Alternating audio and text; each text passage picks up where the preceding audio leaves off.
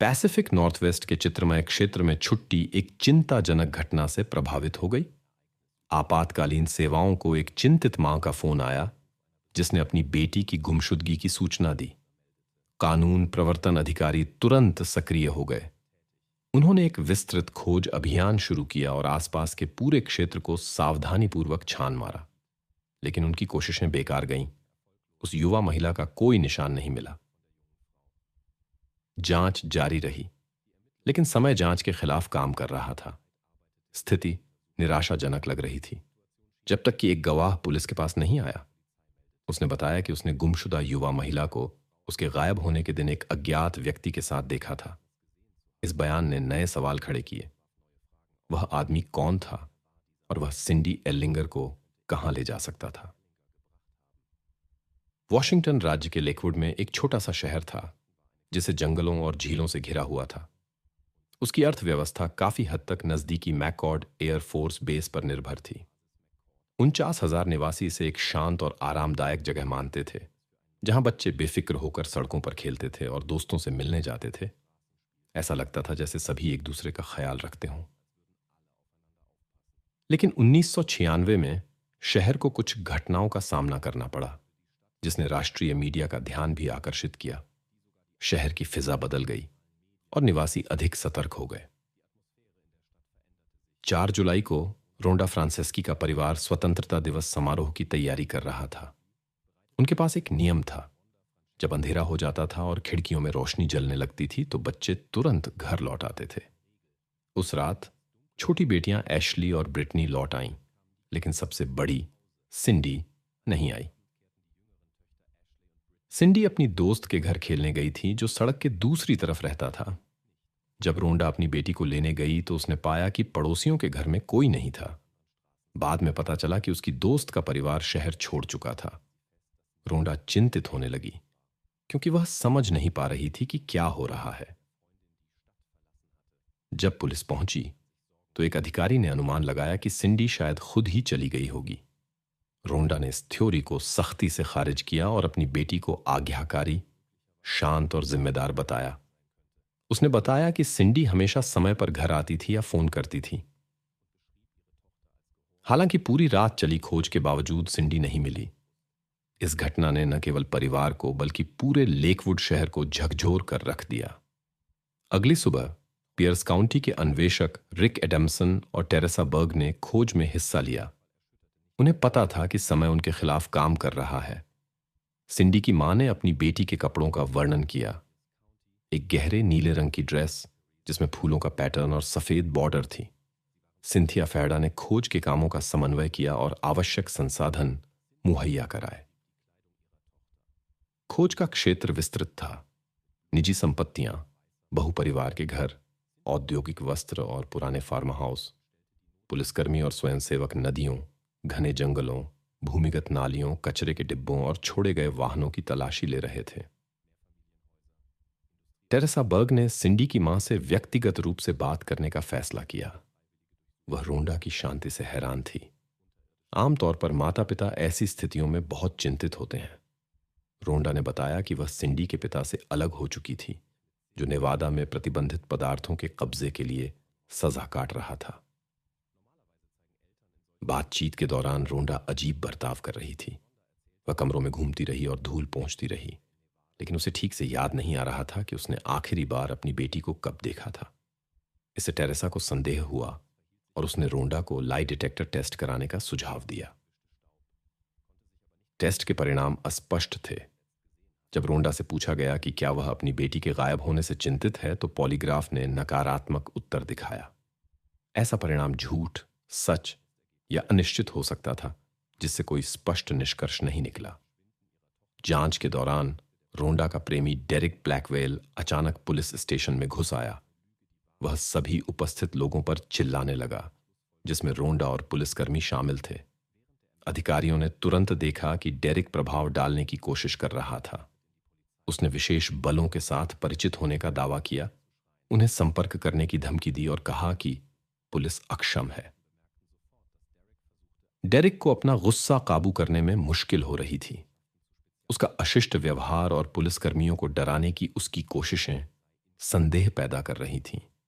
एक थ्योरी यह थी कि डेरिक ने सिंडी को शायद चोट पहुंचाई थी और उसके गायब होने में उसका हाथ हो सकता था। डेरिक के अतीत की जांच के दौरान अन्वेषकों को पता चला कि उसने रोंडा से 1 साल से कुछ अधिक समय पहले मुलाकात की थी। डेरिक ने एक बेहद आत्ममुग्ध व्यक्ति के रूप में खुद को पेश किया, जिसे ध्यान का शौक था। सिंडी के गायब होने से ठीक पहले उसने रेलवे में पार्ट टाइम नौकरी शुरू की थी। डेरिक बहुत पीता था, अलग रहता था और रोंडा और उसके बच्चों की परवाह नहीं करता था, क्योंकि वह ज्यादातर अपने फायदे के बारे में सोचता था। अन्वेषकों ने ब्लैकवेल को पूछताछ के लिए बुलाया और उससे 4 जुलाई को उसकी मौजूदगी के बारे में पूछा। डेरिक ने कहा कि उसने सुबह रोंडा और लड़कियों के साथ बिताई और दोपहर 3 बजे काम पर चला गया। उसे संदिग्ध के रूप में बाहर नहीं किया गया था, क्योंकि सिंडी के गायब होने का सही समय ज्ञात नहीं था। रोंडा को याद नहीं था कि उसने आखिरी बार अपनी बेटी को कब देखा था, जिससे अलिबी की पुष्टि करना मुश्किल हो गया। ब्लैकवेल ने लाई डिटेक्टर टेस्ट करने के लिए सहमति दी।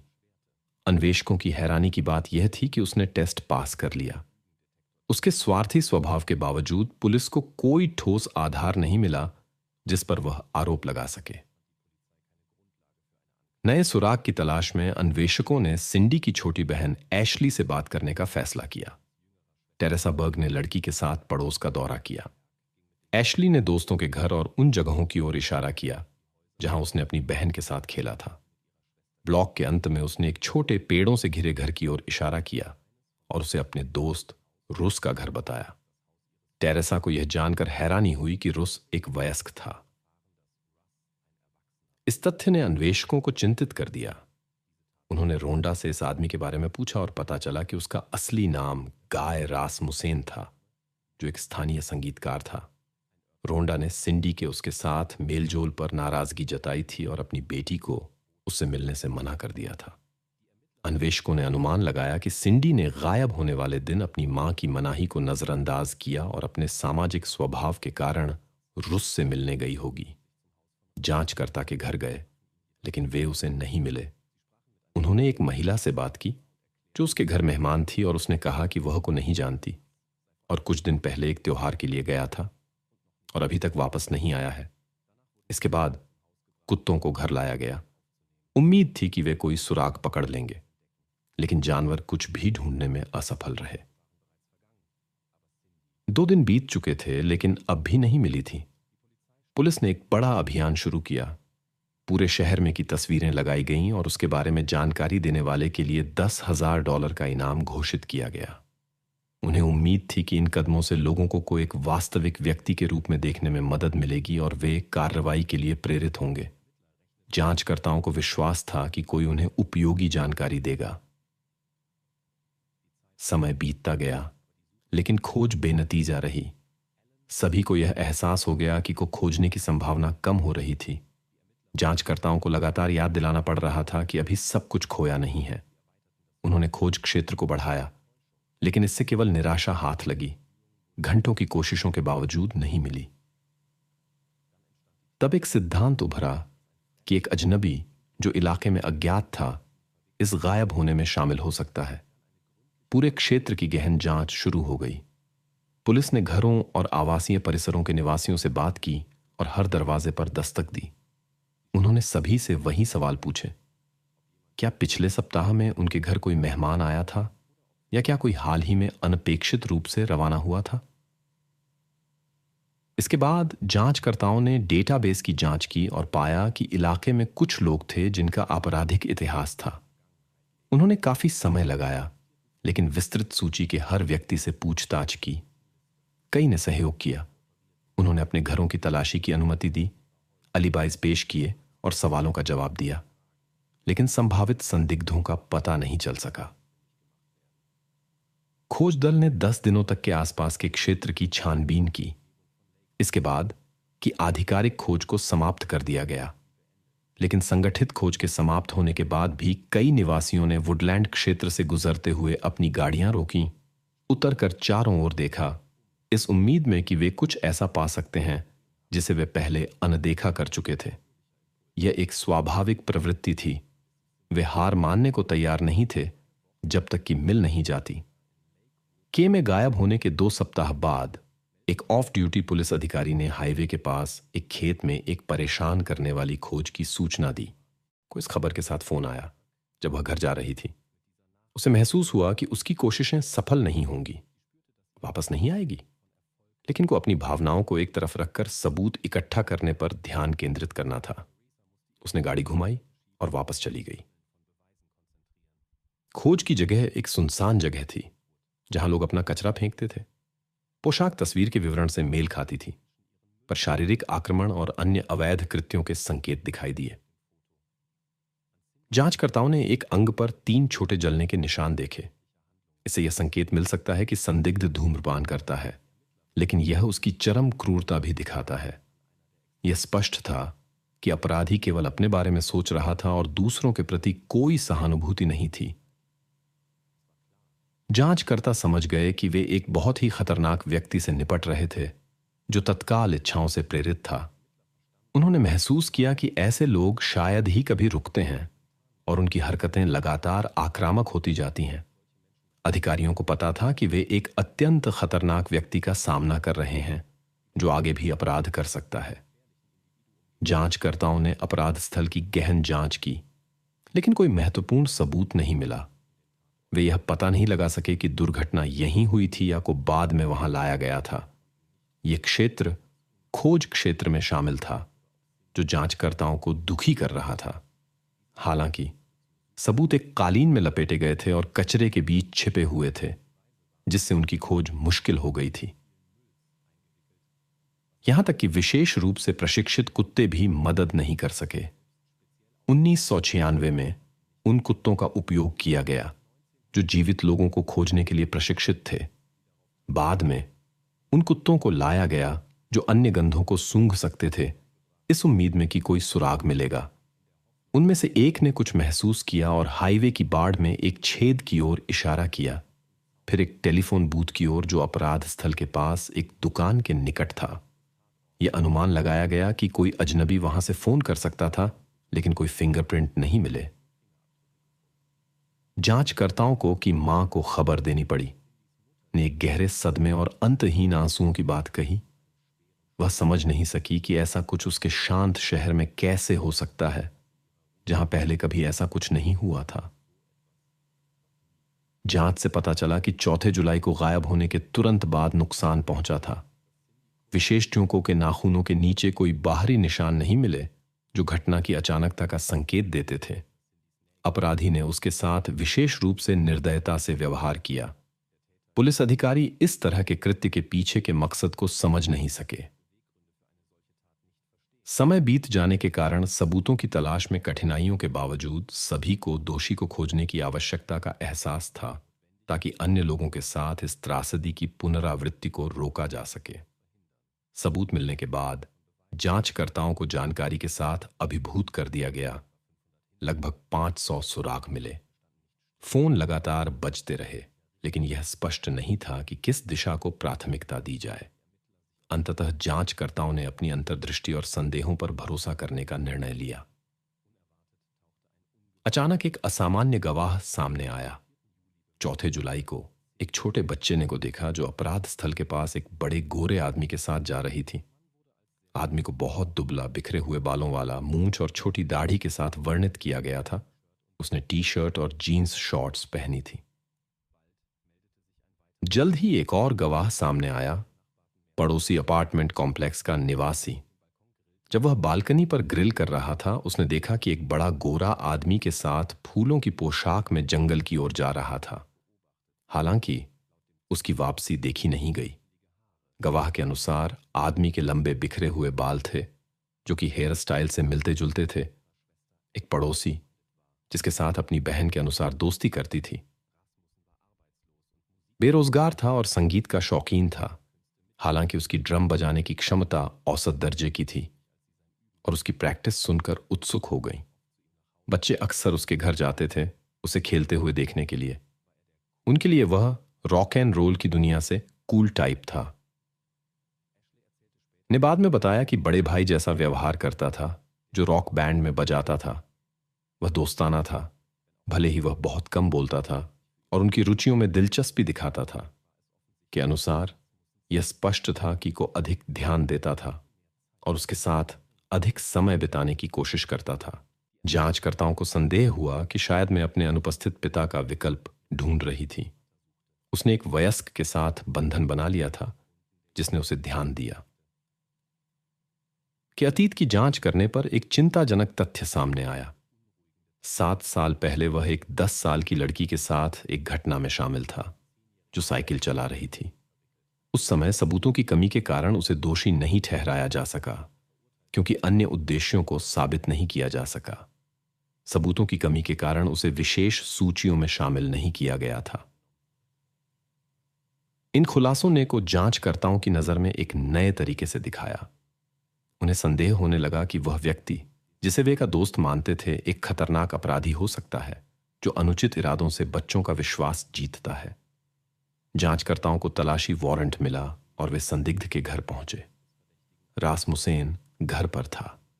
वह एक बुद्धिमान और आकर्षक व्यक्ति की छाप छोड़ता था जिससे बातचीत करना आसान था। घर में अव्यवस्था फैली हुई थी। थेरेसा बर्ग ने बाथरूम में कपड़े पाए जो गवाहों द्वारा वर्णित कपड़ों से मिलते जुलते थे।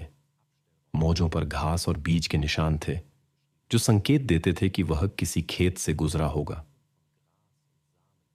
जांचकर्ताओं ने रासमुसेन को उन गवाहों के बारे में बताया जिन्होंने उसे 4 जुलाई को किसी व्यक्ति के साथ देखा था। उसने इसका खंडन किया और दावा किया कि वह एक दोस्त के साथ एक संगीत महोत्सव में गया था। दोस्त ने यात्रा की पुष्टि की लेकिन वह सही प्रस्थान समय याद नहीं कर सका। संदिग्ध के अतीत की जांच करते समय जांचकर्ताओं को पता चला कि वह अपने गृहनगर के 2 अनसुलझे मामलों में शामिल हो सकता है। इन 2 घटनाओं में उसकी सहपाठिनें शामिल थीं। एक बिना किसी निशान के गायब हो गई थी, दूसरी बाद में मिली थी। रासमुसेन से पूछताछ की गई लेकिन उसकी दोष सिद्धि के लिए कोई सबूत नहीं मिला। जांचकर्ताओं ने अपराधी के तरीके में समानताएं देखीं और अनुमान लगाया कि वह कम प्रतिरोध करने वाले छोटे व्यक्तियों की ओर बढ़ गया हो सकता है।